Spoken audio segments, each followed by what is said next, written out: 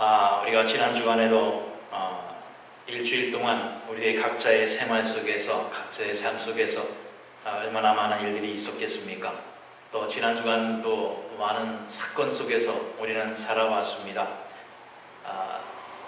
이게 말씀을 준비하려고 생각을 하다 보면 미국 거나 한국 거나 뉴스를 늘 끊이지 않고 듣게 됩니다. 또 무슨 일이 있었는지, 무슨 생활이 또한 어려움이 있었는지 그러한 것에 늘 관심을 갖게 되는데, 그러다 보니까 전에도 말씀드렸습니다만은 아직도 에볼라라고 하는 바이러스 때문에 많은 사람들이 걱정을 하고, 또 이게 좀 지금은 조금 진정이 됩니다만은 조금만 잘못되면 이제 나라와 나라 간에 단절이 올 수도 있는 그러한 큰 공포입니다. 또 그것뿐만 아니라 IS라고 하는 이슬람 과격 단체들이 아직도 미국이 큰 소리치고 저들을 없애겠다라고 했지만 뜻대로 되지 않습니다.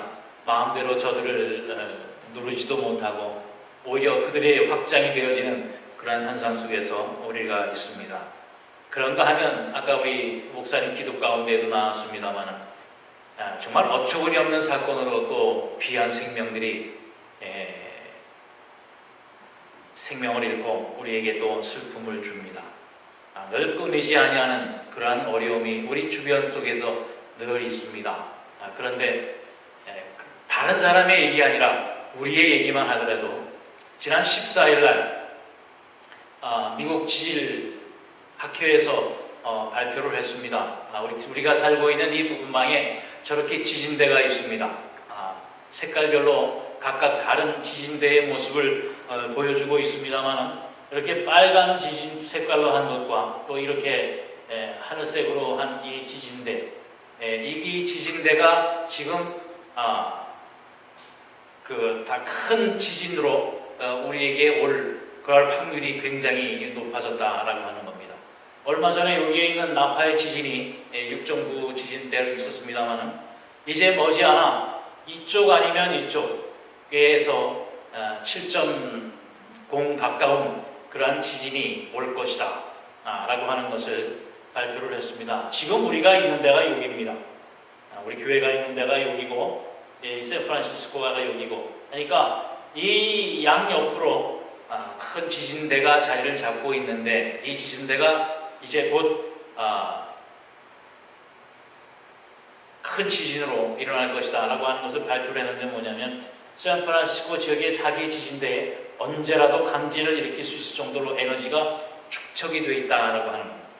지금 에너지가 딱 차 있어서 언제 머지않아 여기에 보면 헤이워드 지진대와 할라바스 지진대는 6.8, 또 크릭 지진대와 그린밸리 지진대는 7.1 정도의 지진을 일으킬 정도의 잠재력을 가지고 있다. 아까 보여드린 그 두 라인입니다.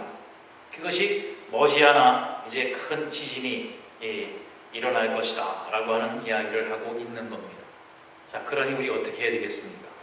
저 동부로, 중부로 다 이사를 가야 할까요? 그렇지만 그쪽에 가면 또 태풍이 있고 토네이도가 있고 지진보다 더 무서운 것들이 우리를 기다리고 있습니다. 거의 방법이 없습니다. 그런데 이 사건은 당장 내일 오는 사건도 아니고 당장 우리에게 지금 일어날 일도 아니고, 물론 언젠가는 온다고 하지만은 당장 우리에게 있는 어려움은 아닙니다. 그러나 수많은 사람의 삶 속에는 이러한 지금은 편안하지만 다가올 어려움이 있고, 또 어느 사람은 지금 당장 겪고 있는 어려움과 고난이 있습니다. 늘 우리의 삶 속에는, 생활 속에는 이런 문제와 어려움과 고난이 파도처럼 왔다가 사라지기도 하고 또 머물러 있기도 하고 하는 그러한 삶 속에서 우리는 살고 있습니다. 그런데 오늘 본문을 보면 정말 지금 당장의 어려움 속에 있는 몇 사람의 이야기가 기록이 되어져 있습니다. 첫째는 귀신 들린 아이와 또 귀신 들린 아이를 둔 아버지의 모습을 오늘 말씀 가운데에서 우리는 볼 수 있습니다. 오늘 본문을 보니까 그 아이가 나면서부터 그랬다고 하는 겁니다. 나면서부터 그러한 어려움과 고통 속에 있었다고 하는 겁니다. 그 어려서부터 오늘날까지 그 아이를 키우고 보호하는 그 아버지의 부모의 마음은 또한 어떻겠습니까?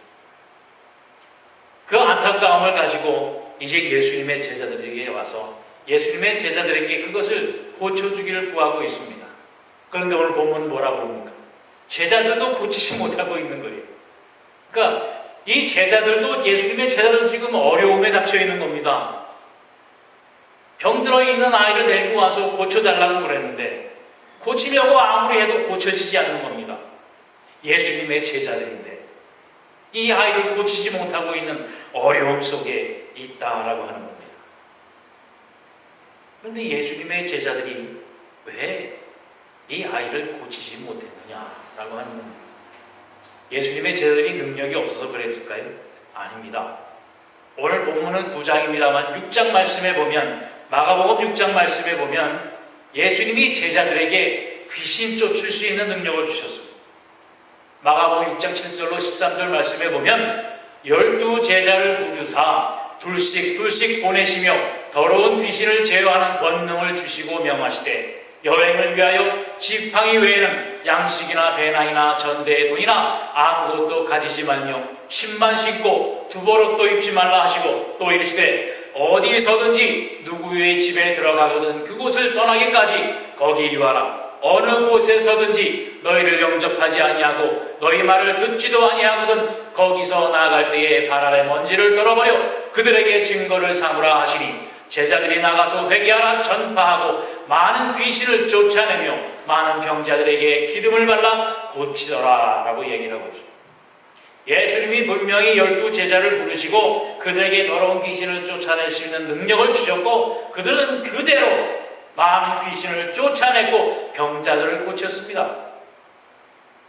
그런데 오늘 본문에서는 이 제자들이 귀신 들린 아이 하나를 놓고 쩔쩔매고 있는 겁니다. 고치질 못하고 있는 겁니다. 더러운 귀신을 쫓아내고 병자를 고쳤던 그 제자들이 지금은 쩔쩔매고 있습니다. 왜? 그 이유가 무엇인가라고 하는 겁니다. 누구는 되고 누구는 안 되고 어쩔 때는 되고 어쩔 때는 안 되고 이게 무슨 마술을 부리는 겁니까? 그런데 그 이유에 대해서 우리 주님이 말씀을 하고 있습니다. 오늘 우리가 봉독한 이 본문 말씀의 14절 말씀에 보면 그 아이를 데리고 오고 제자들과의 그 상황을 이야기를 하고 있는 것이 있는데 14절 말씀에 보면 이에 그들이 제자들에게 와서 보니 큰 무리가 그들을 둘러싸고 서기관들이 그들과 더불어 변론하고 있더라. 온 무리가 곧 예수를 보고 매우 놀라며 달려와 문안하거늘 예수께서 물으시되 너희가 무엇을 그들과 변론하고 있느냐라고. 귀신 들린 아이를 아버지가 데리고 와서 제자들에게 데리고 왔습니다. 제자들에게 이 아이를 고쳐주십시오 하고 있는데 많은 무리 가운데 서기관들도 있었다라고 하는 겁니다. 그런데 거기에서 그 서기관들과 제자들이 무엇을 했느냐? 변론을 하고 있었다라고 하는 겁니다. 그 아이를 고치기 위해서 할 수 있는 방법이 뭐겠어요? 오늘 본문을 말씀을 통해서 보면 그 아이를 놓고 합심해서 기도를 해야 했습니다. 그런데 그 제자들과 서기관들과 모인 사람들과 함께 무엇을 했냐면 변론을 하고 있었다라고 하는 겁니다. 예수님께서 내려와 보니 이야기를 하고 있는 겁니다. 서로 무엇이 옳다 아니다, 이것이 옳다 아니다. 예수님께서는 물으시는 겁니다. 너희가 무엇을 변론을 하고 있느냐? 무슨 이야기로 서로 싸우고 있느냐라고 하는 겁니다. 아픈 아이를 놓고 아픈 아이의 부모를 놓고 서기관들과 제자들과 함께 이야기를 하고 있는데 무슨 변론을 하고 있었겠는가? 그 변론에 대한 내용이 정확하게 이거란 얘기는 아닙니다만 아마 변론의 내용이 이것이었을 거예요. 요한복음에도 보면 한 아픈 아이, 장애 아이, 병든 아이를 놓고 제자들에게 예수님께 묻는 이야기가 있습니다. 요한복음 9장 1절로 3절에 보면 예수께서 길을 가실 때에 날 때부터 맹인된 사람을 보신지라 제자들이 물어보기로되 라비여, 이 사람이 맹인으로 난 것이 누구의 죄로 인함이니까? 자기니까 그의 부모니까? 예수께서 대답하시되 이 사람이나 그 부모의 죄로 인한 것이 아니라 그에게서 하나님이 하시는 일을 나타내고자 하심이라 하십니다. 바로 제자들과 서기관들과 거기에 모인 사람들은 바로 이런 이야기로 변론을 하고 있는 겁니다. 나면서부터 귀신 들린 자 쓰러지고 경련 일으키고, 이것은 병이 아니라 나면서부터 누구의 죄 때문이냐? 이 아이의 죄가 있어서 그렇다? 아니다. 부모의 죄 때문에 그렇다. 또 이처럼 나면서 장애가 있는 사람들은 부정한 사람이라 사람들이 많은 무리에 같이 할 수가 없었습니다. 서기관들이 뭐라고 했겠을까요? 율법에 보면 부정한 사람들을 가까이 하지도 말고 만지도 말라고 했는데 너는 왜 이 아이를 이곳에 데리고 왔느냐? 야단치지 않았을까요? 또 제자들과 서기관들이 또 이야기했겠지요. 이것이 누구의 죄 때문이야? 이것을 낳기 위해서는 이 죄를 용서를 하고 죄를 없이 해야 되는데 누구의 죄를 없이 해야 될 것이냐? 이 아이의 죄냐 부모의 죄냐? 아니다. 서로 이 이야기와 변론을 나누고 있었을 것입니다. 여러분, 이 상황을 보시면서 무슨 생각이 드십니까? 오늘날 우리와 같지 않습니까? 한국에 큰 아픔이 있었던 세월호의 사건은 아직도 해결하지 못하고 있습니다. 아직도 그 물속에는 10명의 실종자가 있습니다. 지금도 그 실종자를 찾기 위해서 물속에는 구조하기 위해서 스쿠버 다이버들이 들어가고 있습니다. 그런데 그것에 신경 쓰고 있는 사람이 몇이 됩니까? 처음에는 서로 다 걱정하고 근심하고 했습니다만 지금 어떤 모습으로 나타났냐 이거예요. 그 세월호의 사건으로 싸움이 일어납니다. 아무 잘못 없는 대리기사를 두들겨 패고 본질을 깨닫지 못하는 겁니다. 세월호가 왜 일어났는지, 무엇 때문에 그런 아픔을 우리가 겪어야 되는지 그 원인을 찾고 그 원인을 고쳐야 할 생각은 안 하고 다른 이유와 다른 이익과 다른 뜻을 둔 사람끼리 그것을 이야기하고 변론을 하고 있는 겁니다. 그러다 보니 어떻게 되나요? 또 원치 아니하는, 뜻하지 아니하는 일로, 정말 어처구니 없는 일로 16명의 생명이 또 우리 곁을 떠나고 마는 그러한 사건이 일어나고 난다는 말씀입니다. 바로 이것을 예수님이 책망을 하고 있는 겁니다. 오늘 본문 19절에 보면 이 믿음이 없는 세대여, 내가 얼마나 너희와 함께 있을 것이냐, 내가 얼마나 너희를 참아야 하느냐 책망을 하고 있는 겁니다. 믿음이 없는 너희들아, 언제까지 이러고 있을 것이냐? 우리 지난주에 믿음이 없는, 어찌 믿음이 없느냐라고 하는 말씀으로 우리가 말씀을 나눴습니다.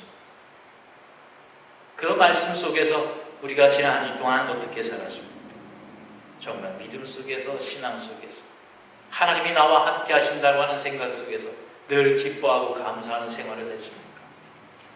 어떤 어려움과 어떤 환난과 역경이 있어도 우리가 인상 쓰지 않고 늘 기뻐하고 감사하는 삶을 살았습니다. 이 믿음이 없는 세대여, 내가 얼마나 너희와 함께, 내가 얼마나 더 참으랴 라고 하는 책망을, 또 그 간절하심을 듣는 여러분 되시기를 바랍니다. 본질이 어디에 있느냐? 그래서 오늘 본문의 말씀을 보면 그 아버지는 그 아이를 데리고 예수님께 달려옵니다. 예수님께 한달음에 달려와서 22절 말씀을 보면 귀신이 그를 22절 말씀이 아닌가요?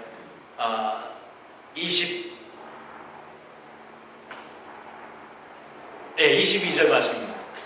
귀신이 그를 죽이려고 불과 물에 자주 던졌나이다. 그러나 예수님이여, 무엇을 하실 수 있거든 우리를 불쌍히 여기사 도와주옵소서. 바로 아이의 아버지는 그 아이를 달고 예수님께 한 걸음에 달려왔습니다. 이 아이의 아버지는 우리와 같이 믿음이 있는 사람, 그런 사람이 아닙니다. 그저 예수님이 병을 고치더라, 죽은 사람을 살리더라 라고 하는 소문만 듣고 한 걸음에 달려왔습니다. 그런데 예수님이 없으니까 예수님의 제자들이라도 혹시 할까 해서 예수님 제자들에게 물었습니다. 아직 못하는. 그런데 예수님이 오시는 겁니다. 그러자 이 아이의 아버지가 한 걸음에 달려서 예수님께 달려와 뭐라고 합니다.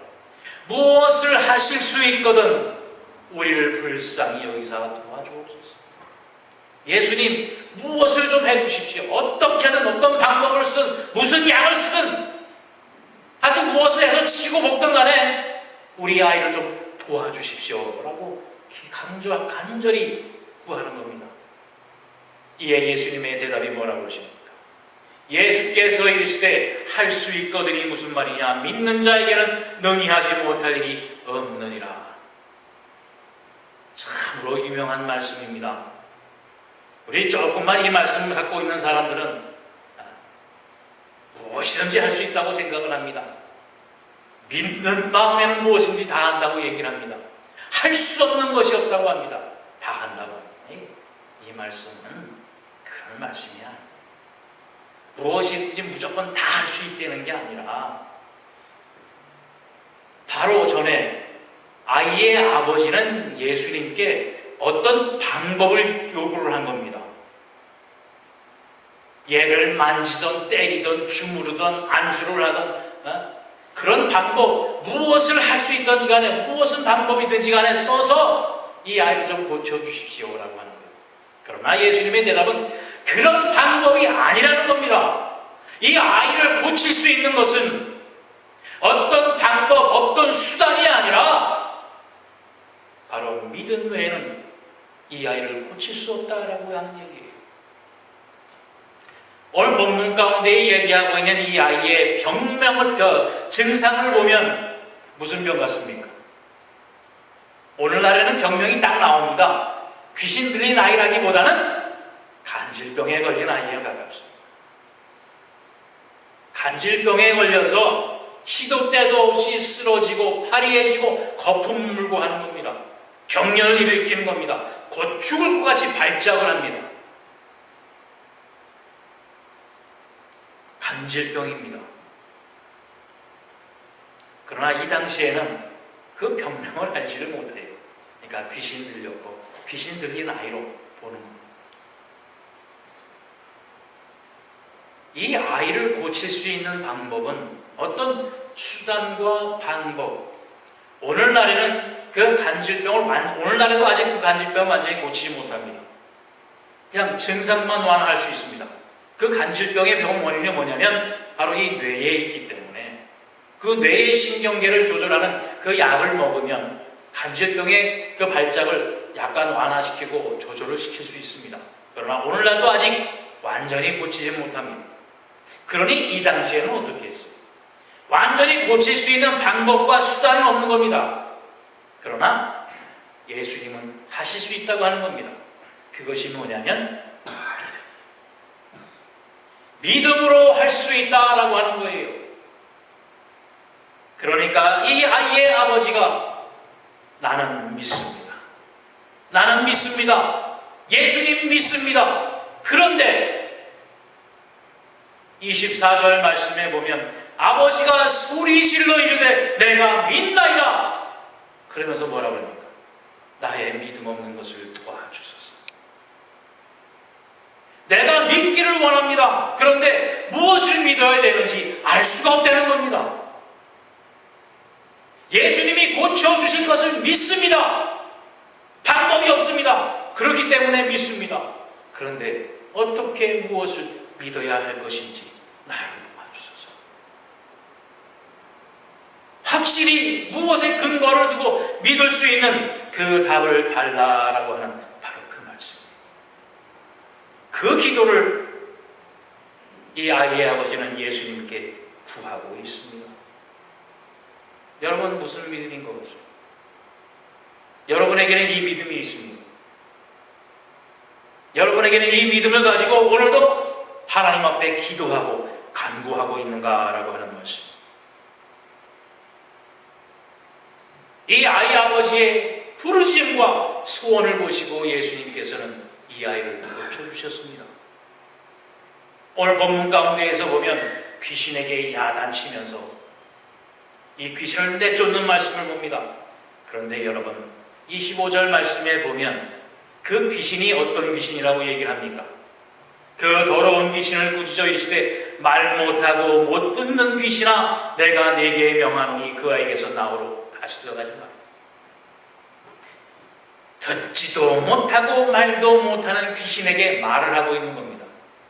다시 말씀드려서 사람들이 그렇게 믿고 그 당시의 환경이 그렇고 그 모습이 그렇기 때문에 예수님께서 공법 아이에게 외치는 명하고 고치는 방법으로 귀신에게 명하고 있지만 그것은 원 귀신이 아니라 말도 못하고 듣지도 못하는 귀신아 이건 아무것도 아니라는 겁니다. 귀신이 아니라 그 아이의 병을 고치고 있는 겁니다. 누구이기에? 예수님이 누구이기에? 그 아이의 아버지의 믿음이 어떤 믿음이기에 예수님께서는 이 간질병을 고쳐주셨습니까? 바로 이 믿음의 근거를 둬야 된다는 것입니다. 요한복음 1장 1절로 3절 말씀에 보면 태초에 말씀이 계시니라. 이 말씀이 하나님과 함께 계셨으니 이 말씀은 곧 하나님이시라. 그가 태초에 하나님과 함께 계셨고 만물이 그로 말미암아 지은 바 되었으니 지은 것이 하나도 그가 없이는 된 것이 없느니라. 무슨 말씀입니까? 바로 예수님은 이 세상을 창조하신 하나님 그분이시라라고 하는 말씀입니다. 이 세상을 지으신 그 하나님이심을 믿고 창조이심을 믿는 믿음으로 우리의 상황을 고쳐주시기를 기도하는 그 믿음입니다. 우리의 생명을 만드신 분입니다. 이 세상을 창조하신 분입니다. 그분이 우리 몸에 있는 병을 고칠 수 없을까요? 이 세상의 모든 자연 법칙을 누가 만드셨습니까? 하나님이 만드셨습니다. 그 법칙을 만드신 분이 그 법칙을 마음대로 조절하지 못할까요?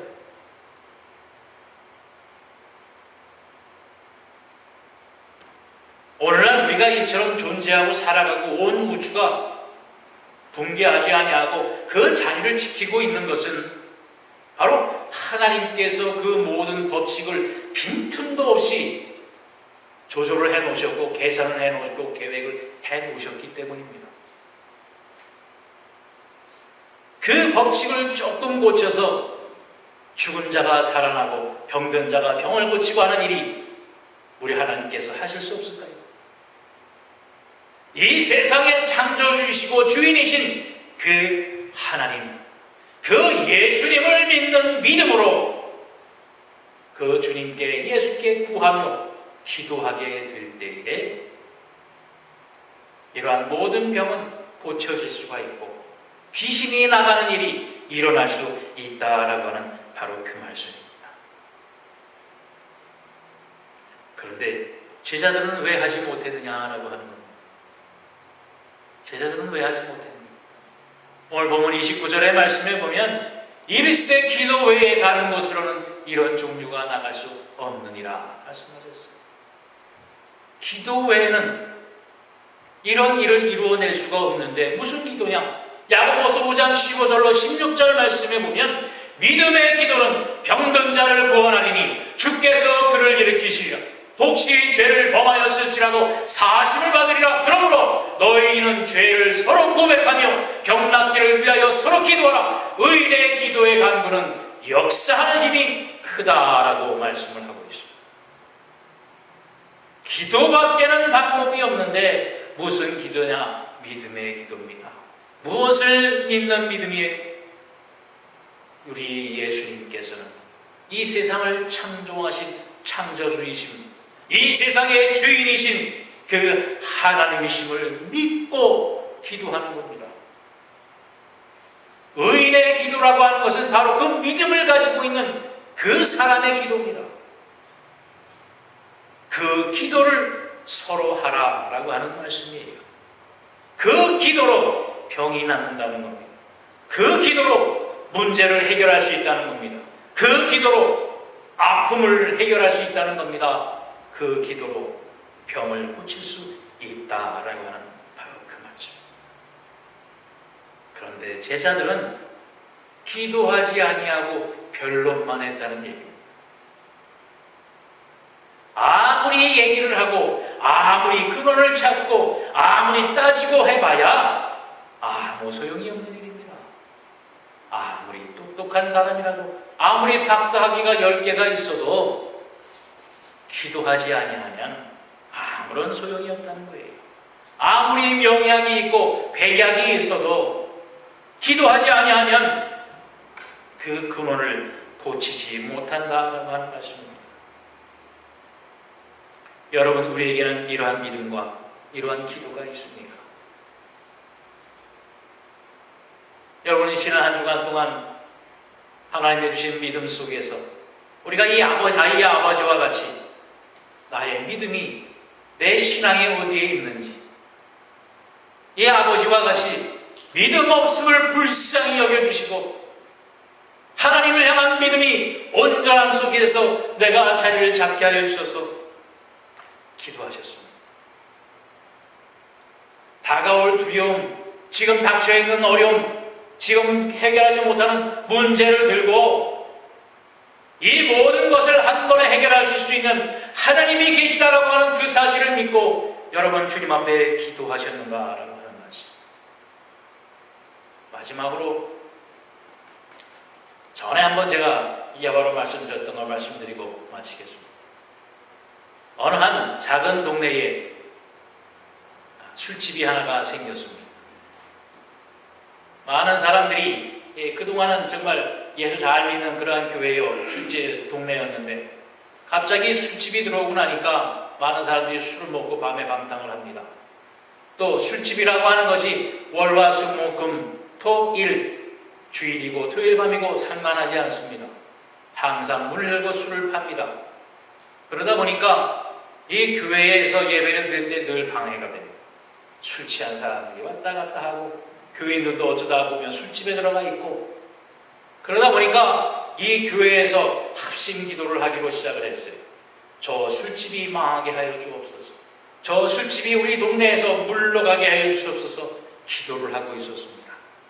그런데 어느 날 그 술집이 불이 나고 말았어요. 홀라당 다 타버리고 말았습니다. 그러자 그 술집 주인이 법정에 가서 이 교회를 고소를 한 겁니다. 우리 술집이 자기 비즈니스가 불이 타서 없어진 것은 바로 저 교회 사람들이 기도했기 때문에, 우리 술집이 망하게 해달라고 기도했기 때문에 불이 나서 우리 이 술집이 망한 거니까 저 사람들에게 변상을 요구하는 고소를 한 겁니다. 그래서 재판장이 교회 사람들을 또 불렀습니다. 당신들이 그 술집이 망하도록 기도한 건 맞습니까? 맞습니다. 저 술집이 불이 났으니 타버렸으니 당신들의 책임을 어떡할 것이오. 그래서 그 교인들이 얘기를 합니다. 아이고 재판장님, 아무리 우리가 기도했다고 저희 술집이 불났겠습니까? 저 술집 주인이 관리를 잘못하고 어떤 불난 일을 했으니까 불이 났지, 아무리 우리가 기도했다고 저 술집이 불나서 불이 났겠습니까? 그러자 재판장이 얘기를 합니다. 교회 다니는 당신들보다 저 술집 주인의 믿음이 더 크다고. 술집 주인은 하나님 앞에 기도해서 자기 집이 불탔다고 믿는데 정작 기도한 교인들은 그것을 믿지 못하는. 아무리 우리가 기도했다고 저 술집이 불이 났겠어? 여러분은 어떤 기도를 하십니까? 내가 아무리 기도한다고 해도 되겠어? 내가 기도했다고 하나님이 들어주실까? 아유, 이런 것까지? 여러분, 기도하는 것은 내가 합니다. 그것은 내 능력으로 기도하는 게 아니라 하나님의 능력을 위해서 기도하는, 하나님의 능력을 구하는 기도를 하는 거지, 내 믿음과 내 신앙과 내 능력으로 내 능력만큼만 이뤄달라고 기도하는 것이 아니라는 말씀이에요. 여러분 기도하십니까? 어떤 믿음을 가지고 기도하십니까?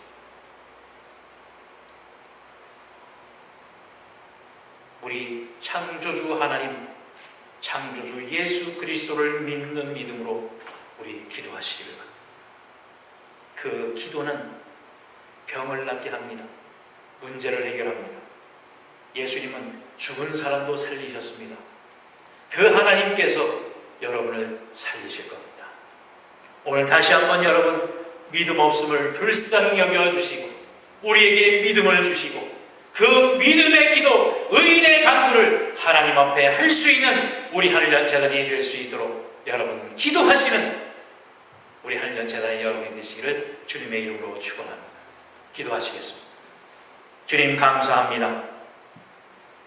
오늘 말씀을 통해서 우리의 모습과 우리의 처지를 발견하게 하시고 다시 한번 주 앞에 무릎 꿇어 기도하는 우리 한련재단이 되게 하심을 감사합니다. 아버지여 믿음 없음을 불쌍히 여겨 주시옵소서. 이 세상을 창조하시고 이 세상을 주관하시고 이 세상의 주인이 되신 여호와 하나님 아버지와 우리 주 예수 그리스도를 향한 온전한 믿음으로 아버지의 이름을 부르며 예수 그리스도 앞에 무릎을 꿇는 우리 한련재단의 모든 사랑하는 성도들이 되게 하여 주시옵소서. 병을 낫는 기도, 죽은 이를 살리는 능력의 기도에 참된 기쁨을 드리는 우리 한련재단의 모든 사랑하는 성도들의 의인의 기도, 믿음의 기도가 늘 끊이지 아니하는 참된 진리의 재단이 될 수 있도록 아버지여 축복하여 주시옵소서. 감사드리며 예수 그리스도 이름 받들어 간절히 기도하옵나이다. 아멘.